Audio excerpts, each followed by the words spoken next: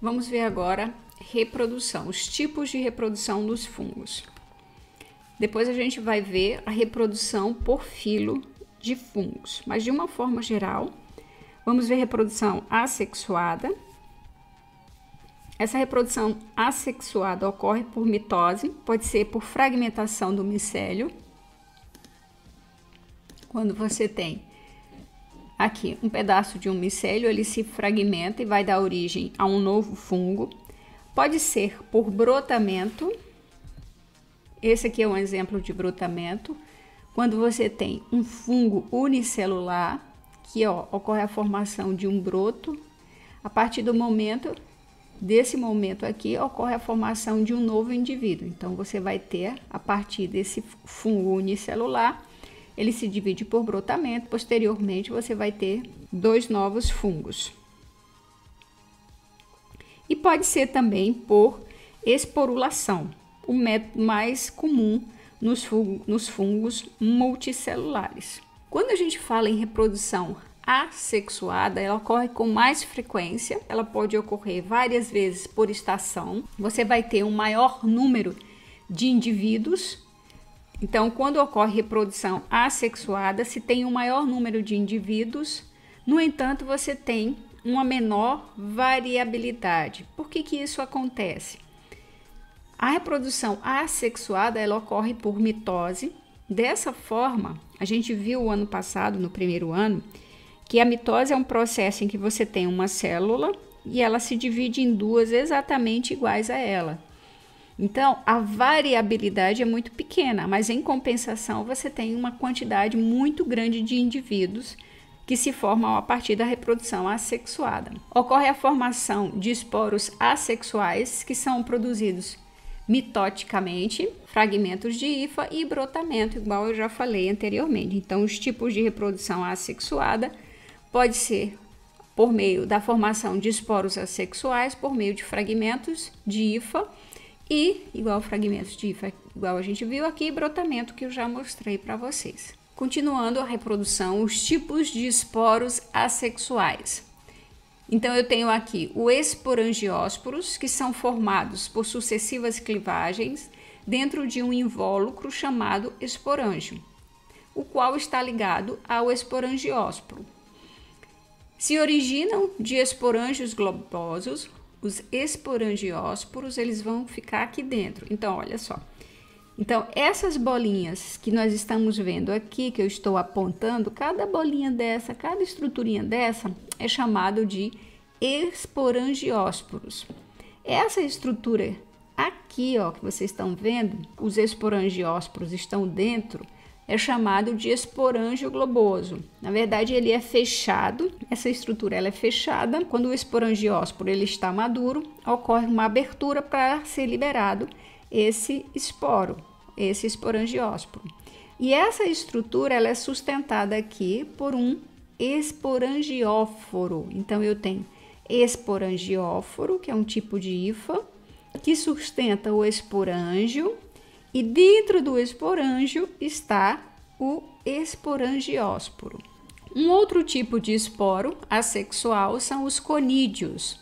São esporos livres e externos, ou seja, não estão fechados dentro de um invólucro, igual está o esporangiósporo.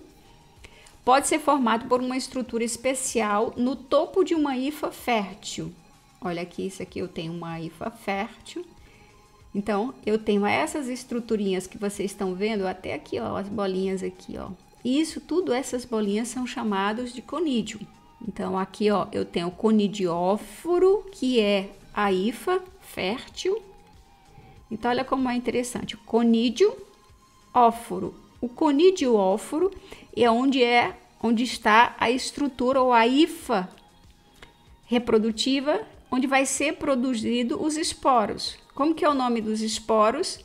Formados no conidióforo, conídeos.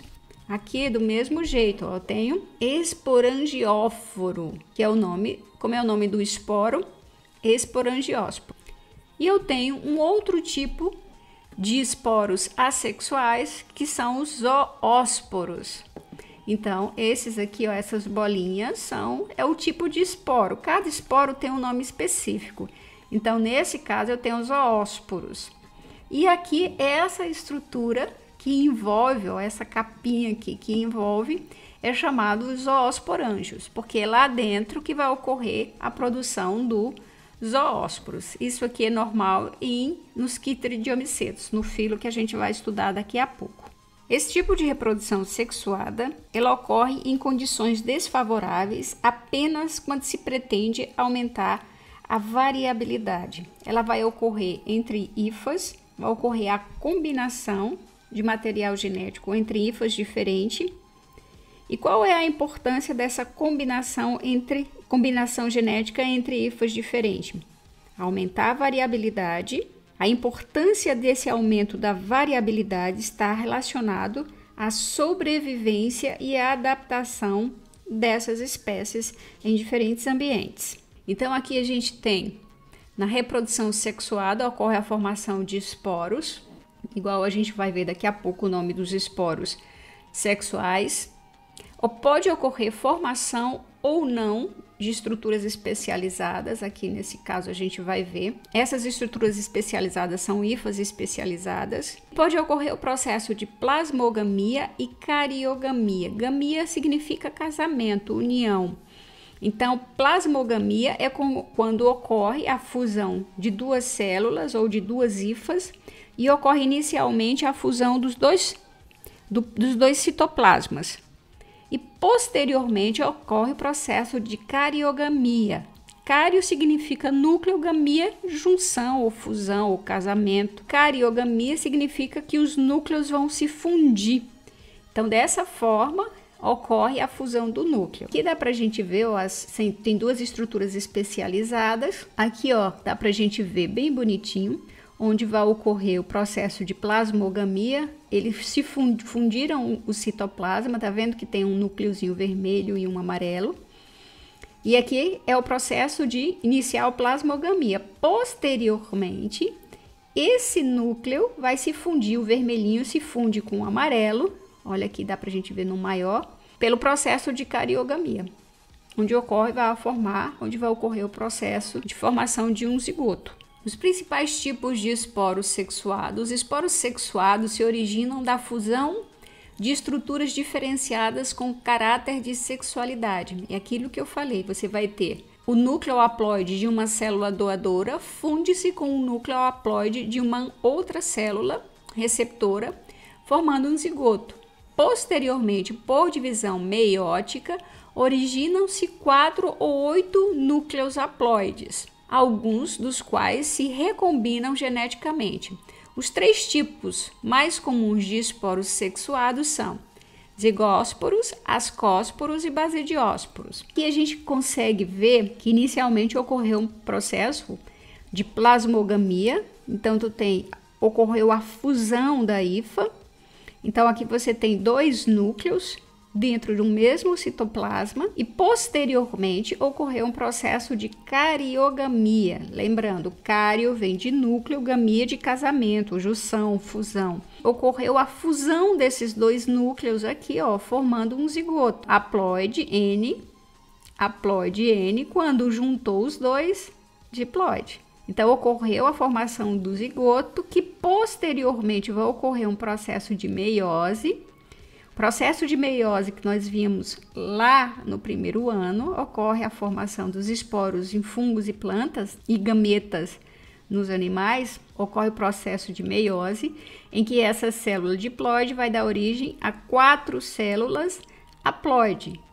Essas estruturinhas aqui são chamados de basidiósporos, que são os esporos do filo Basidiomycetos, que a gente vai aprender daqui a pouco. Vamos estudar um pouco agora esses diferentes tipos de esporos sexuados. Aqui a gente tem um ciclo de vida generalizado, falando sobre reprodução sexuada e reprodução assexuada. Então, aqui eu tenho reprodução assexuada, aqui eu tenho reprodução sexuada. Vamos começar pela reprodução assexuada. Vamos começar sempre pela estrutura formadora de esporos. Essa estrutura formadora de esporos pode ser o esporângio, que a gente viu lá, que vai formar o esporangiósporos. Então, vamos ver aqui. Eu tenho uma estrutura formadora de esporo, ela vai formar esporos haploides. Esses esporos, caindo em um ambiente favorável, ele vai germinar, vai dar origem às hifas, que vai dar origem aos micélios. E esses micélios vão formar estruturas formadoras de esporos e o ciclo continua. Se for uma reprodução sexuada, vamos começar do mesmo ponto. Estrutura formadora de esporo, produz um esporo, também haploide, ó, N. Esse esporo haploide, ele vai cair em um ambiente favorável, vai germinar e vai dar origem a hifas e depois ao micélio. Esse micélio aqui, ele vai formar uma estrutura, normalmente uma estrutura especializada para o processo de reprodução. Inicialmente vai ocorrer uma plasmogamia, fusão do citoplasma. Aqui você tem o estágio dicariótico. Olha só que eu mostrei, só passar aqui para vocês verem. Ó, eu tenho o estágio dicariótico. Ocorreu a plasmogamia e você tem o estágio dicariótico. Eu tenho na mesma hifa duas células. Aqui é haploide ou diploide? É haploide, porque não ocorreu fusão ainda dos núcleos. Então, eu tenho dicariótica, porque eu tenho dois núcleos na mesma célula. Posteriormente, ocorre o processo de cariogamia, que é esse aqui, ó, onde vai ocorrer a fusão deste núcleo com esse, vai se fundir e formar um só. Aqui é a fase diploide, que é esse daqui que a gente tá vendo aqui, ó. Então, eu tenho a plasmogamia, eu tenho o estágio dicariótico, porque eu tenho os núcleos no mesmo citoplasma, mas eles não foram fundidos ainda, eles estão separados.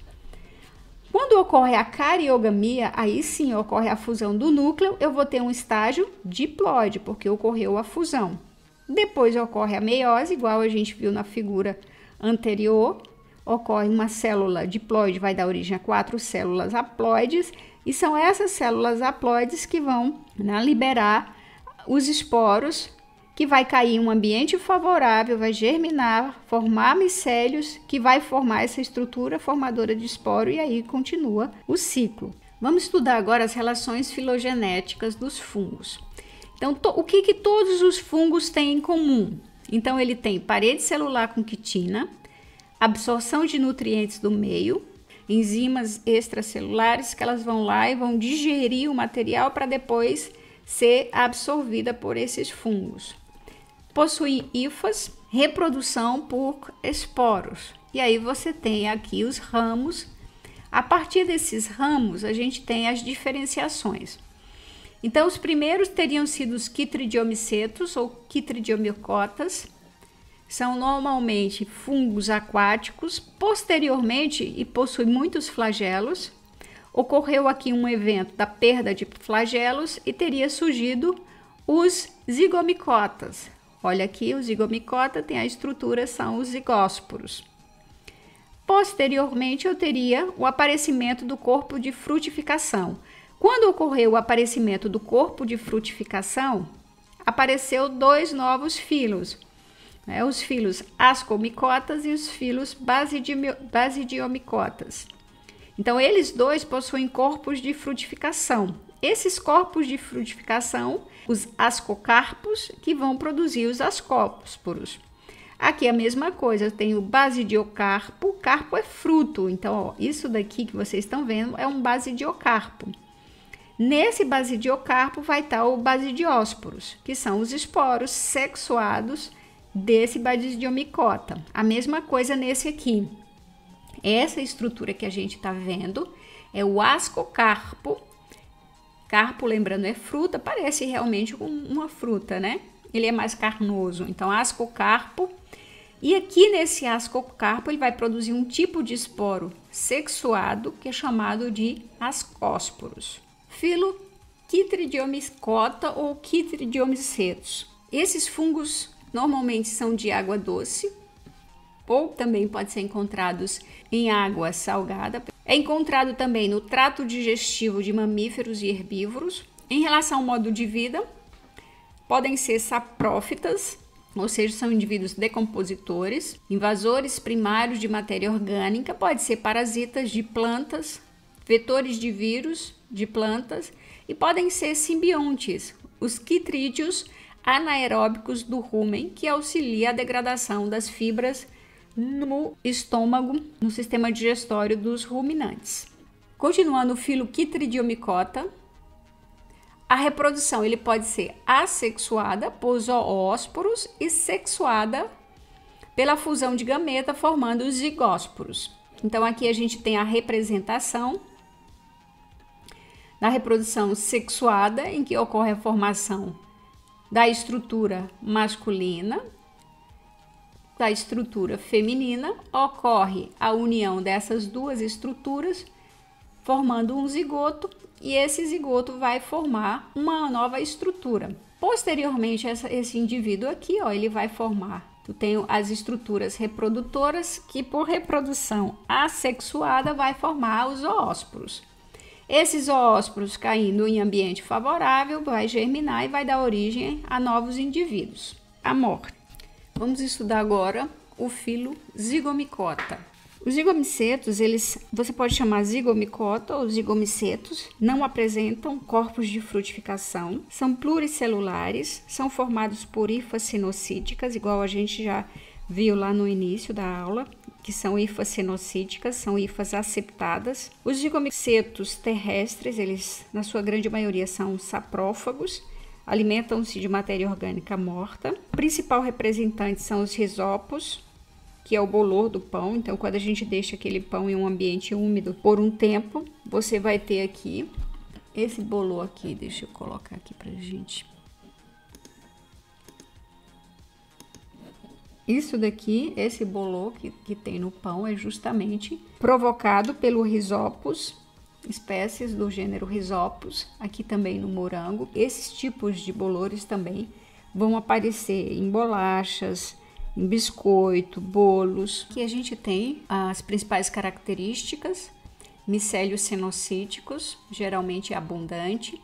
Lembrando que o cenocítico é aquelas hifas que não apresentam septos, que a gente viu lá no início. Esporos imóveis são os esporangiósporos, que a gente viu lá no início, que apresentam os esporângios, que é aquele invólucro globoso, que ele só abre quando os esporos estão sexualmente maduros, ou seja, prontos para germinar. Parede celular de quitina, quitosana e ácido poliglucurônico. Eles podem ser encontrados no solo, em plantas, em outros cogumelos, em animais invertebrados e vertebrados. Apresentam modo de vida saprófitas, ou seja, decompondo matéria orgânica morta. Pode ser parasitas, facultativos ou obrigatório, de animais, plantas, fungos, insetos e algas. E podem ser simbiontes, formando micorriza em plantas. Então, aqui a gente vai ver o tipo de reprodução do filo Zygomicota. Então, eu tenho aqui ciclo de vida de um zigomiceto. Então, aqui a gente tem reprodução assexuada e também reprodução assexuada. Neste lado vai ocorrer a formação de hifas positivas e desse lado hifas negativas. Então, como que ocorre aqui? Veja só. Eu tenho as hifas especiais com função de absorção de alimento, que é aquelas hifas que formam o micélio vegetativo, e eu tenho as hifas aéreas, que vai formar essa estrutura aqui, que é a estrutura reprodutora. Então, a gente viu anteriormente os tipos de esporos por reprodução assexuada. Então, aqui eu tenho o esporangió, eu tenho aqui, ó, o esporângio, que é essa estrutura globosa. Dentro do esporângio, eu tenho o esporangiósporo, aqui eu tenho um tipo dele, que é o aplanósporo. E aqui dentro, quando esses esporos estão maduros, esse esporângio ele vai se abrir e vai liberar os esporos. Esses esporos, caindo em um ambiente favorável, ele vai germinar e vai dar origem às novas hifas. Aqui do mesmo jeito. Aqui no meio eu tenho a representação da reprodução sexuada. Formou reprodução sexuada por fusão de gametângios masculinos, proveniente daqui, ó, tá vendo? Tá vindo daqui, positivo, e o negativo daqui. Então, eu tenho os gametângios que vão formar os gametas. Positivo e negativo, que vem daqui, positivo daqui, negativo daqui. Ocorre a fusão dos núcleos, formando uma estrutura 2N, que é o zigósporo. Esse daqui, por meiose, então, tu tem uma estrutura diploide que por meiose vai formar, tá vendo aqui a bolinha?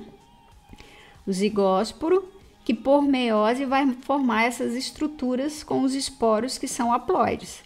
Esses esporos haploides, eles vão cair em um ambiente favorável, vão germinar, vão dar origem às hifas, que posteriormente vai dar origem aos micélios. Você vai ter as hifas vegetativas, ou o micélio vegetativo, e o micélio reprodutivo, e assim continua sucessivamente.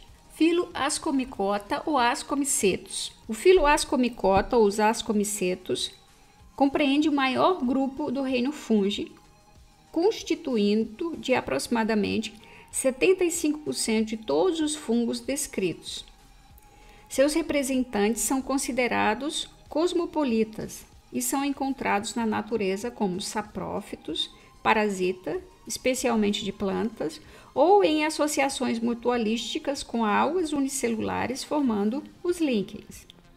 Alguns ascomicetos são comestíveis, como é o caso das trufas, que são utilizados alguns são utilizados na indústria de bebida alcoólica, como é o caso do Saccharomyces cerevisiae, que a gente já viu lá no início da aula, que é utilizado para fermentar produção de cerveja e vinho, e também de pão, Saccharomyces cerevisiae. O principal representante é o TuberSP, mais conhecido como trufas. Então a gente tem os principais representantes do filo Ascomicetas são as trufas, que são utilizados na culinária, o Penicillium notatum, com a obtenção do antibiótico penicilina, o Penicillium camembert, na produção do queijo camembert, o Penicillium roquefort, na produção do queijo roquefort, e o Saccharomyces cerevisiae na produção de bebidas alcoólicas e é utilizado como fermento para pão. Onde é encontrado esse filo dos ascomicetos?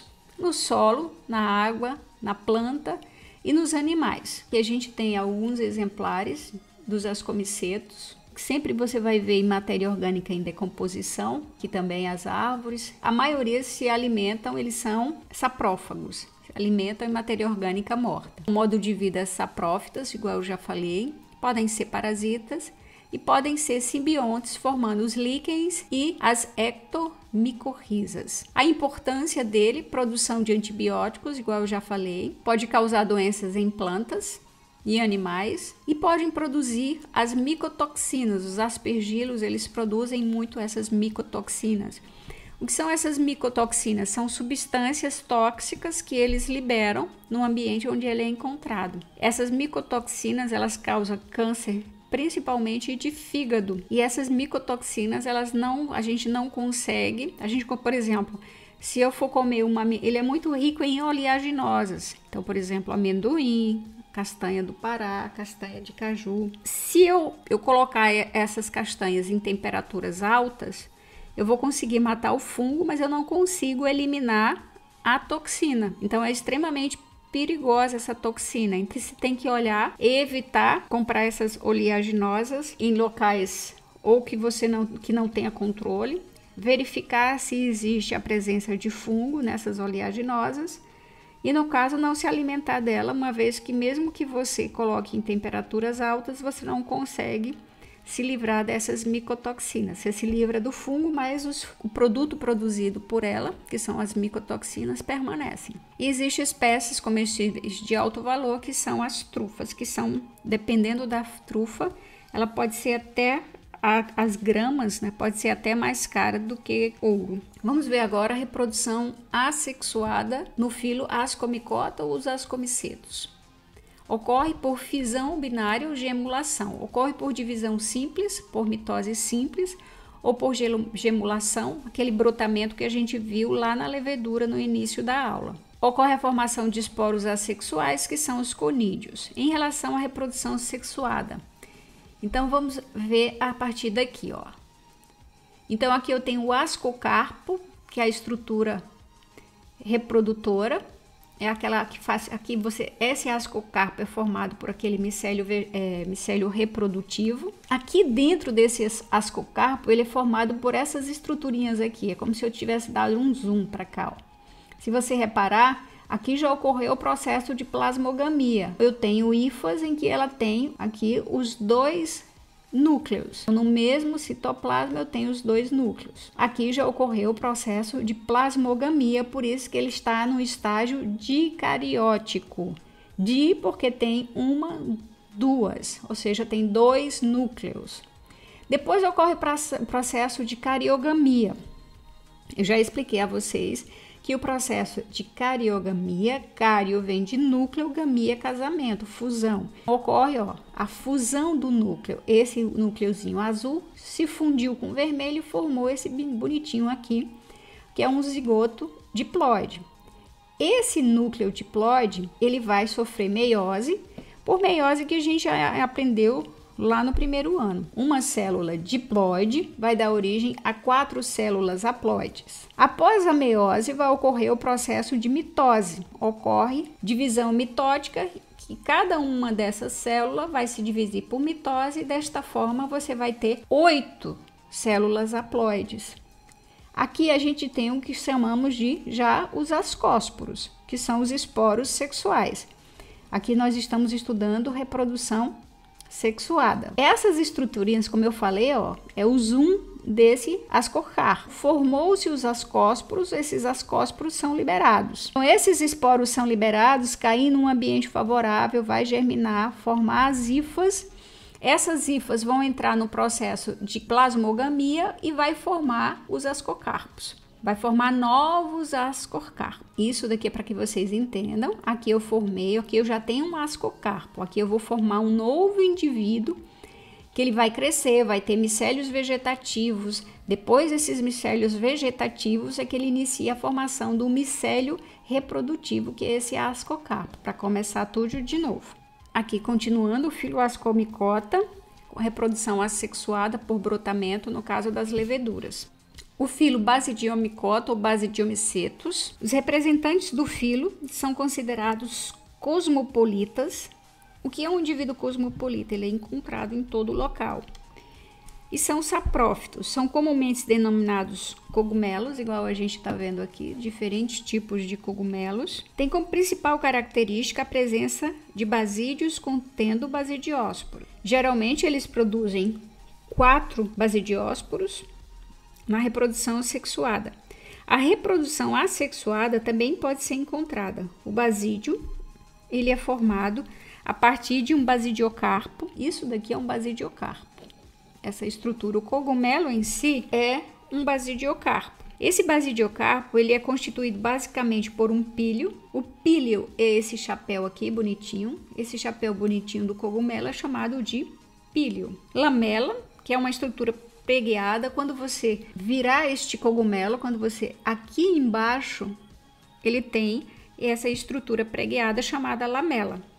E é aqui embaixo onde vai ser encontrados os basídios. As características gerais dos basidiomicetus ou do filo Basidiomicota. É a mesma coisa, só que recebe nomes diferentes, mas para a mesma coisa. Possui mais de 25 mil espécies descritas.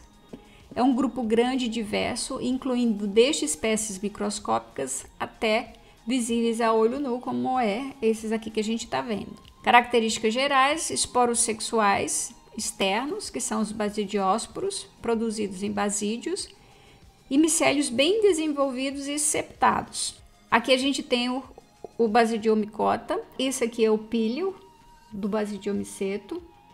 Aqui embaixo a estrutura são as lamelas, que eu falei, que é uma estruturinha pregueada, onde você vai encontrar os basidiósporos, a formação dos basidiósporos. Essa parte aqui embaixo, vocês estão vendo o micélio vegetativo, e essa parte aqui em cima são os micélios reprodutivos.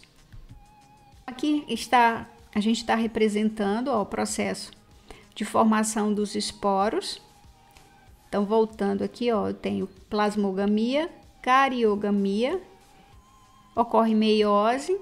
A meiose ocorre a formação dos esporos, esses esporos são liberados, vai formar novas hifas, novos micélios e assim sucessivamente. Os basidiomicetos são fungos essencialmente terrestres, podem ser comestíveis, existem alguns cogumelos que são comestíveis, Nesse caso aqui, o amanita, ele é extremamente venenoso. Basta você comer um pedacinho dele, ele tem uma substância. Em poucos minutos o indivíduo morre. Modo de vida podem ser decompositores, principalmente agentes da decomposição da celulose e da lignina. Podem ser simbiontes e podem ser patógenos, principalmente de plantas. Em relação ao ciclo de vida sexuado,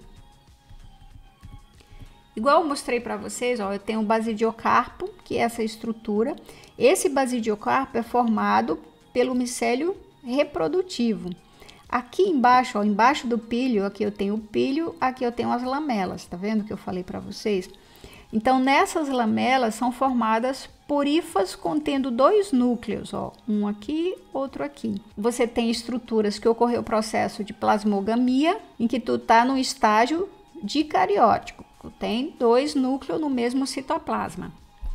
Posteriormente, ocorre o processo de cariogamia, ocorre a fusão dos núcleos. Então, a partir daqui, você tem um núcleo zigótico. Com o núcleo zigótico, ocorre o processo de meiose, em que uma célula diploide vai dar origem a 4 células haploide. Essas células haploides já são os basidiósporos. Esses basidiósporos, eles caindo em um ambiente favorável, vão formar as hifas, né? E essas hifas vão formar tanto micélios vegetativos, como ele vai formar micélios reprodutivos. Os micélios reprodutivos, quando ele formar, vai ocorrer o processo de fusão de hifas, formando hifas com plasmogamia, ou seja, em estágios dicariótico, em que em um único septo e um único compartimento tu vai ter 2 núcleos, que são as hifas dicarióticas, que posteriormente ocorre todo esse processo novamente. Vamos estudar agora a importância dos fungos. Eles são importantes para a decomposição da matéria orgânica. Juntamente com as bactérias, os fungos são os agentes decompositores da matéria orgânica morta. Cadáveres, restos de animais, restos de plantas, são eles os responsáveis pela decomposição dessa matéria orgânica. Ao ser decomposta, a matéria orgânica se transforma em matéria inorgânica e esses componentes inorgânicos são utilizados pelos produtores, ou seja, pelas plantas, na produção de nova matéria orgânica, ou seja, ela vai contribuir para o ciclo da matéria. Os fungos também são importantes na gastronomia. Cerca de 200 tipos de fungos, de cogumelos, são utilizados na alimentação humana. O champignon é um dos mais cultivados e possui grande valor econômico. As leveduras, como é o caso da Saccharomyces cerevisiae, que é empregado na fabricação de bebidas alcoólicas e na produção de fermentos. Aqui a gente já tem vários exemplos, como eu já falei para vocês. Diferentes tipos de queijos que podem ser produzidos. Existem alguns que são parasitas humanos, que causam micose, como é o caso da candidíase, que é causado pela espécie Candida albicans. Os sintomas: infecção vaginal, que causa corrimento espesso, tipo uma nata de leite, e geralmente acompanhado por uma coceira e uma irritação intensa. Sapinho, que é o surgimento de pontos brancos escamosos semelhante a queijo, que cobre toda a parte da língua e da gengiva, e é da parte interna das bochechas e às vezes dos lábios. Podem causar também frieira ou pé de atleta. Pode ser também parasita de plantas, causando grandes prejuízos, ou seja, prejuízos econômicos. Os fungos também são importantes para a produção de antibióticos, como é o caso da produção da penicilina. Eles também são importantes na associação mutualística, formando as micorrizas. Essas associações mutualísticas que ocorrem entre fungos e raízes de plantas. O fungo obtém da raiz açúcares e aminoácidos e, em troca, fornece sais minerais do solo, que são fundamentais para o crescimento da planta. Também ocorre associações mutualísticas, formando os líquens, que são organismos resultantes da associação mutualística entre fungo e algas, ou entre fungos e cianobactérias. As algas ou cianobactérias realizam fotossíntese e fornecem ao fungo glicose, e os fungos retribuem disponibilizando matéria inorgânica necessária para a ocorrência da fotossíntese. São produtos de valor industrial, pode produzir álcool, pode produzir enzimas, ácidos, vitamina B, reguladores de crescimento de planta, entre outros.